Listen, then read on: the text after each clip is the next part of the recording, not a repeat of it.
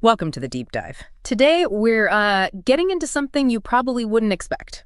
The Israeli dairy industry. Right. You've given us some really fascinating source material, and our mission really is to unpack how this small nation, facing, pretty tough environmental challenges, became so efficient and sustainable in producing milk. It really is a paradox, isn't it? Yeah. You think dairy, you think green fields, rain, mild weather.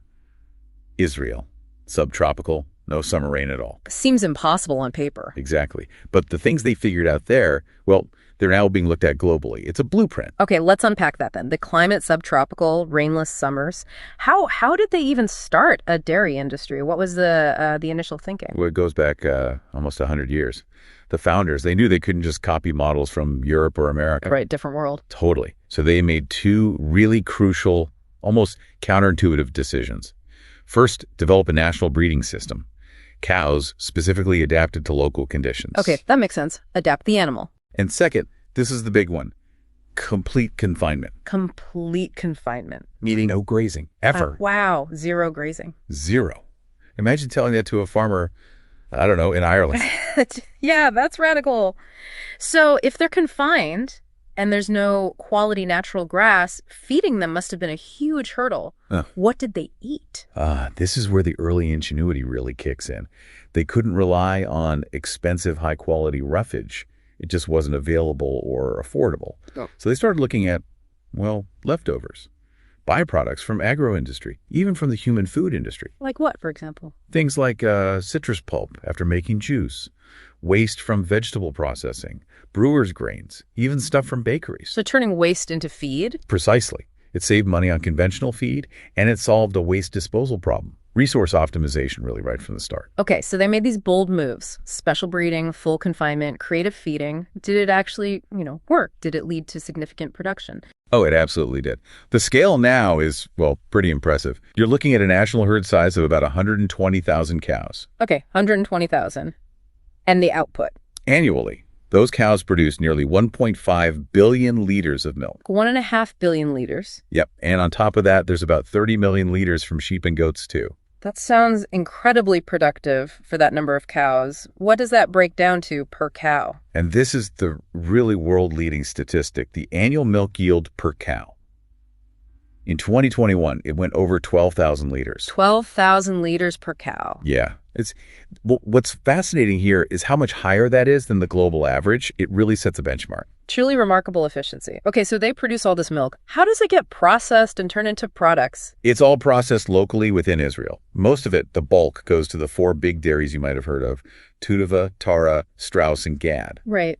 But the rest is handled by around 100 smaller and medium-sized dairies. 100, so quite a few players. Yeah, and that results in this huge variety on the shelves, over 1,000 different dairy products and brands. Okay, world-leading production is one thing, but managing that supply, ensuring quality, that sounds complex. How do they keep it all running smoothly?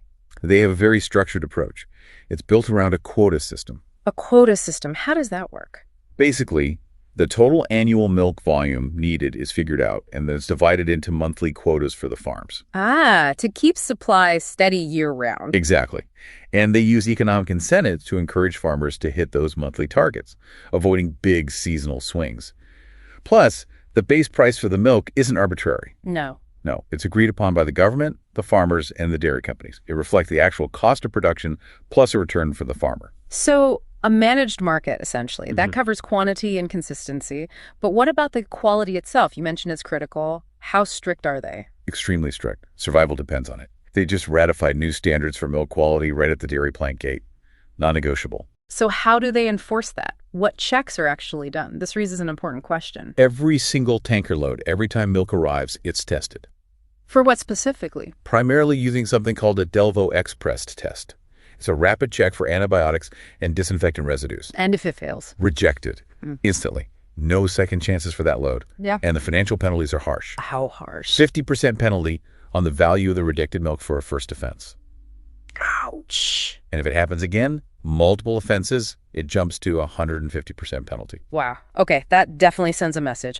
Are there other quality checks besides contaminants? Oh, yes. Somatic cell count, or SCC. That's checked at every single collection, too. And that tells you. It's a key indicator of udder health in the cows and overall milk hygiene. If a farm's milk is over the limit, 400,000 cells per milliliter for 3 months straight, Then what? then that milk gets disqualified. It forces farms to maintain really good milking procedures, keep things clean. Wait. It ensures farmers get paid fully, and the industry maintains its reputation. That level of rigor is impressive. Stepping back slightly, you mentioned different types of farms involved. Can you remind us? Sure, it's mainly two types. There are 164 kibbutz farms. Those are the community-based agricultural settlements. All right, the kibbutzim. And then 573 moshav farms, which tend to be larger, more like private family farms working cooperatively in some way. And those big processors, Tenuva, Tara, Strauss, Gad, they have history too. They do. Tenuva's the giant, founded way back in 1926, started as a cooperative. Okay. Tara, the second biggest, also began as a cooperative in 1942. Strauss started in 38, family-owned. And Gad is the newest of the big four, also family-owned, founded in 1980.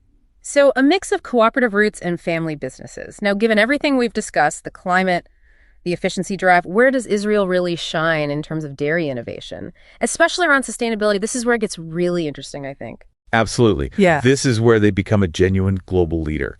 It's sustainability driven by necessity, really. Genetics helped, but coping with heat load was and is huge. This pushed innovation in 4 main areas. Okay, what are they? First, water management. Water scarcity is existential there.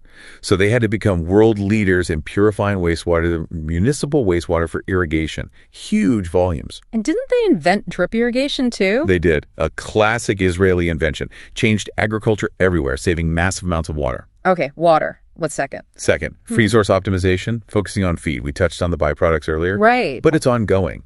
Because roughage is scarce and expensive, they are constantly finding new ways to use leftovers from agriculture and food processing. It's a double win. Toso. Cuts feed costs dramatically, plus it reduces waste going to landfills. Less transport, less landfill burden. Smart. Third area. Third, technological advancement driven by high manpower costs. Labor isn't cheap. So they pioneered advanced management and control tech. Computerized milking systems that do more than just milk. Like what? Like early detection of health issues, mastitis, metabolic problems, real-time monitoring and alerts. Allows for quick treatment, maximizing yield with fewer people. Israel's a world leader here too.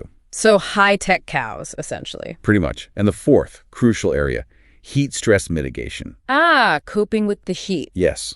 Over 40 years, they've developed really intensive cow cooling strategies.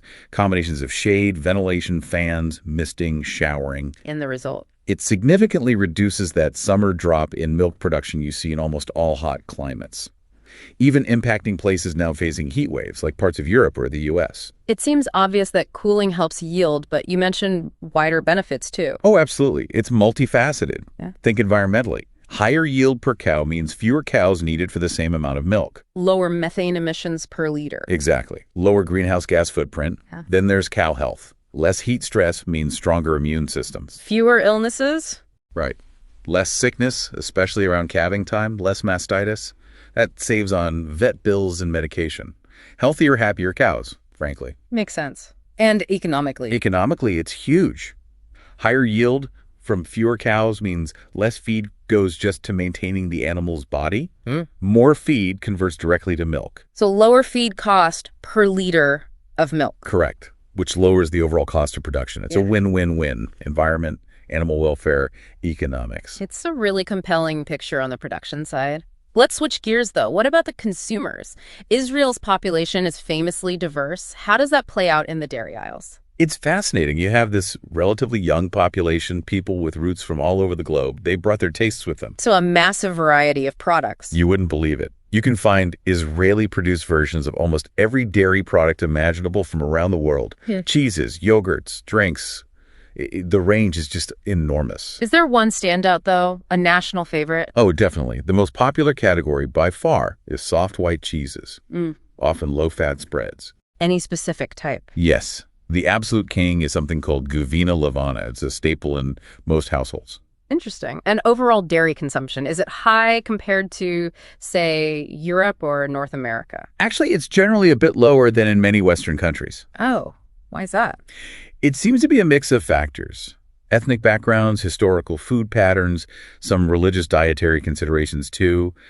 Dairy tends to be eaten maybe twice a day, typically breakfast and a lighter evening meal or supper.